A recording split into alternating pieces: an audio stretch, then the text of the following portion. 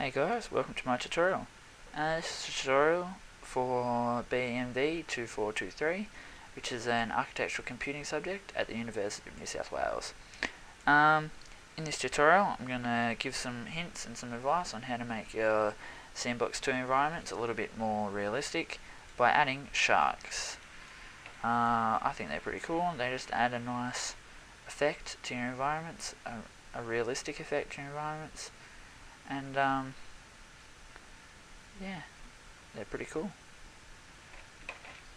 There he is. And they do actually eat you, so what I will do is I will hop out so I don't get eaten, and I will delete all that stuff that I've already made to show you guys, and we'll start again and I'll show you how to do it yourselves. It's a fairly simple procedure once you learn how to do it. It's not working with many things. There's a few entities. There's a water kill event and an area trigger, as well as an area shape and a little bit of flow graph work towards the end. So let's get started. So basically you can have any shape environment you want, as long as you've got some water. You can have any shape you want. So the first thing you do is we go to the roll up bar over the side, and under area you find shape. Now you will get our little XYZ coordinates, and what we do is we click the shape of the area in which we want our shark to spawn and live in. I'll just make it go out here a bit. Once we're done, double click. So this is now the area in which the shark will spawn. It can be any area you want, as complex or as big or as small as you want.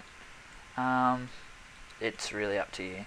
Now under shape, under the shape properties over here, we rename it to shark.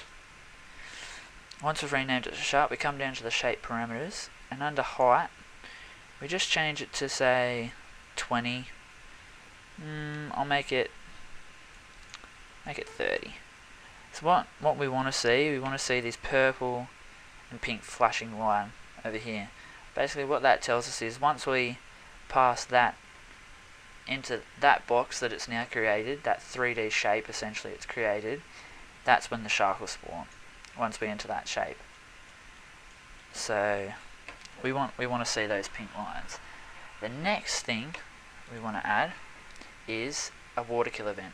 Now these are found under entity, so we go to our roll up bar under entity, others, double click and scroll down to water kill event, and we just drag it into the world.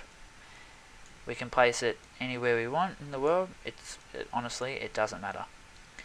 So once we've put our water kill event into the world, again we want to add a new entity. We want to add an area trigger. So we go back into entity, and we find the area trigger under triggers, area trigger. Again, drag it in the world. Doesn't matter where you drag it. It's completely up to you. Now in the area triggers properties again, we want to change this to shark also. Shark as well. Like I said, it doesn't matter where you place those triggers, as long as they're placed somewhere in the world. The next thing we want to do is we want to click back on the shape that we made earlier, and if we scroll down in the roll up bar, we get this box called target and a little thing called pick. What we want to do is we want to essentially link our shape to our trigger. So we click on pick and we click on our trigger. There's now a white line between our shape and our trigger. That's what we want to achieve. They're both called shark. So now it's time to link them together, link the triggers and the shape and the water kill event and the flow graph. So what we do is we go to flow graph up the top, open flow graph, file, new. Now we want to right click, add select. We want to right click.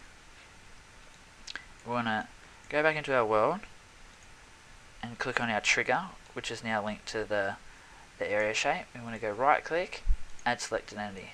It comes up with entity, area trigger. That's what we want to see, and shark is the name.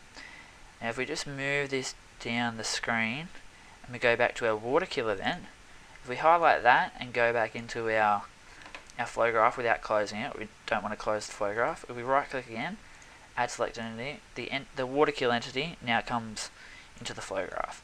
So essentially it's very simple. What we want to do is we want to link the enter to spawn shark and leave to remove shark.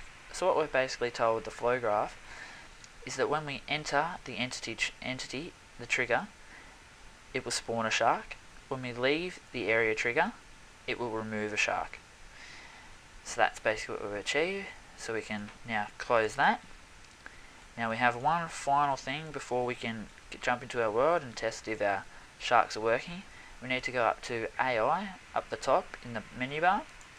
I'm going to go generate all navigation. And then down in the bottom of just below where the screen is to the game, we want to highlight, click on AI/physics. Now once we've done that, should be just about right to go. So we'll jump into our world. I always like to enter from the top just to check that, so we definitely know we've passed the area shape, just to check if our sharks are around. And there he is, a shark that we've created, put in our world.